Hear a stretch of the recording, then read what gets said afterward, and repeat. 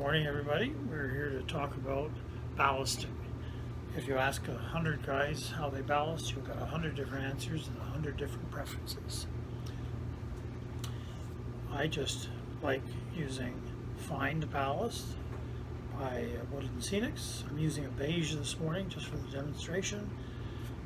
I like the sponge paint brushes, which are cheap and they're very effective at sweeping the ballast out from between the rails and for shaping the sides, where bristle brushes will attract through static electricity a lot of the ballast to the brush. I use alcohol, which I thin just a bit, but 90% alcohol, and I have two methods of application. One is a hypodermic needle or hypodermic syringe, I guess you call it, with a tube on it so I can better direct it, but you don't need the tube, or the spray bottle, the good old spray bottle. Thinned glue, 50-50 white glue. Don't use any other kind of glue. The white is soluble so that if you make a mistake you can later bring the track up by just putting a wet washcloth over it or paper towel for 10-15 minutes, and you can just pull the track up afterwards because the glue has softened. So let's get with it. I have my little pill bottle, which is good to start with. And by the way, this piece of rail is not glued down, because this is a two-part test, I guess. One is looking at how I ballast, and the other is whether the application of ballast on an unglued track. Why, you ask? Well, I have a friend who has laid all his track on his road bed, but he has not glued it down, and I'm just wanting to demonstrate whether that's possible to just hold it down with the ballast. So here we are shaking the ballast out. I've tried 2 or 3 of those little magic things that you can buy online, where you can put automatic ballast applicators. Yeah, they're fun, interesting, a nuisance, and more work than they're worth. So we just carry on with the tapping out here. It's good to do the side of the rails from the rail side of it if you wish to. See, I'm reaching across the rails to do this side. And then when I come to do the other side,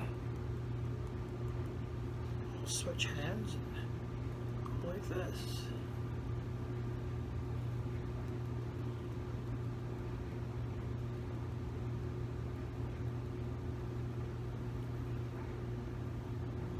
That way you don't get too much on the inside.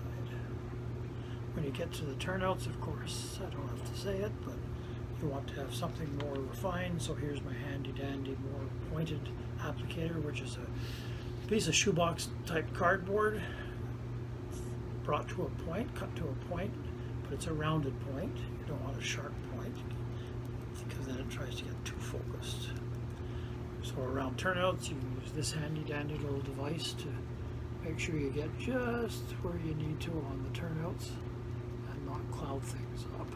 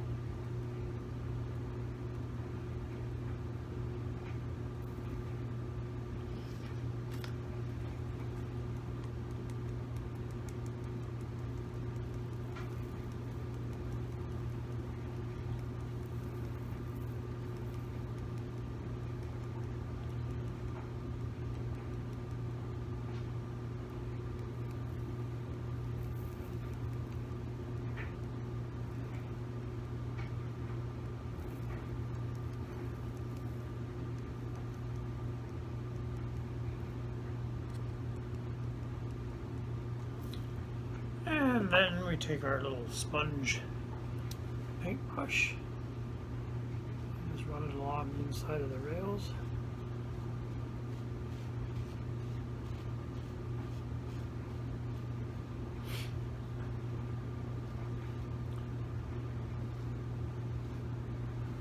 Buy these at the dollar store in bags of 5 or 10 brushes.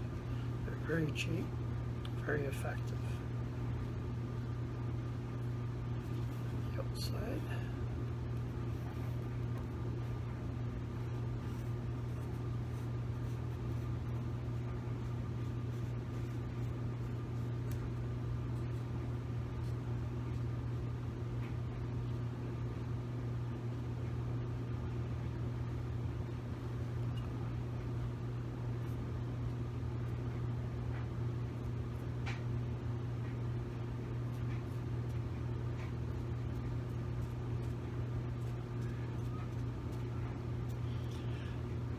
And when you're sort of happy with it, I'm sort of happy here. I might spend more time if I were doing it for real, but for the video, you all get the idea. Clean it up very quick. Then apply the alcohol. Again, you can apply the alcohol with the spray bottle, not pointing that ballast, just spraying out over it in a very fine mist, letting it settle. Or my preference is to use my little dropper.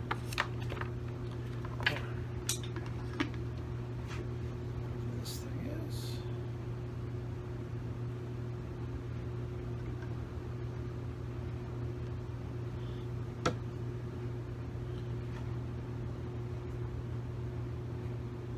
You want to make sure you get it on all the ballast.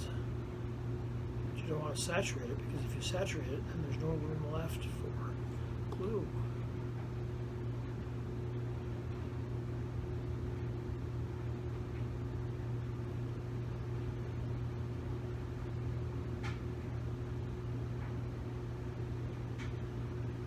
And another observation is that when you apply glue the first time on the rails, bear in mind that if you are going to do it 2 or 3 applications, that there's just one impediment, that is that the first time you do it and you put glue between the rails, the glue will seep out underneath the ties, if in the spaces that are there, and leach into the ballast on the outside, which is a good thing because you don't want puddles of glue drying between the ties.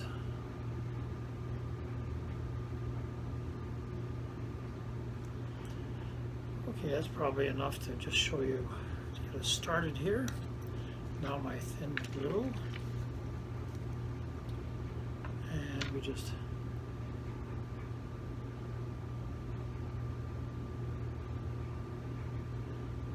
apply plenty of it.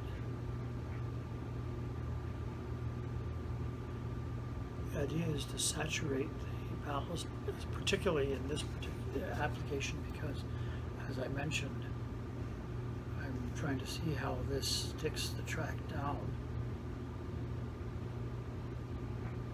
if you don't glue your track. So it's a test.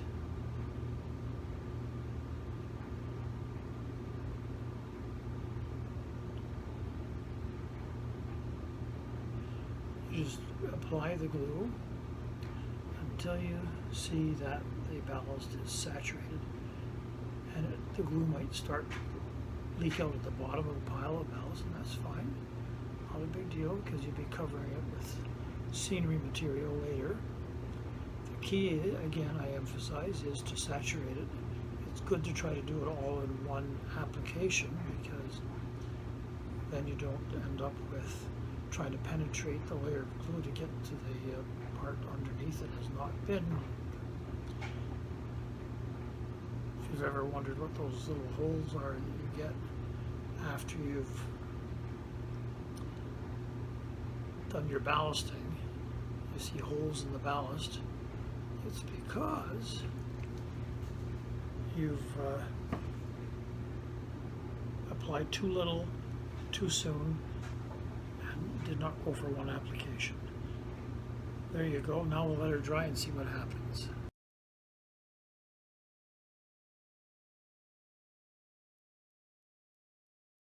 Okay, here we are the next morning coming down to inspect the job.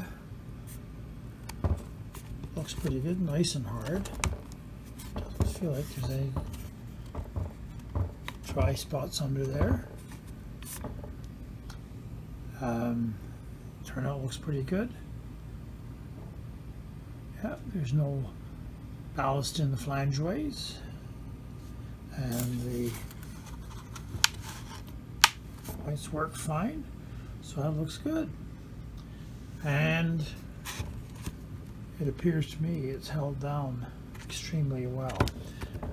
The glue, no doubt, seeped under the ties and glued it to the cork roadbed, and all is well. So I would recommend proceeding, if you don't glue your track down independently, that you can in fact achieve the same end by doing a good ballasting job.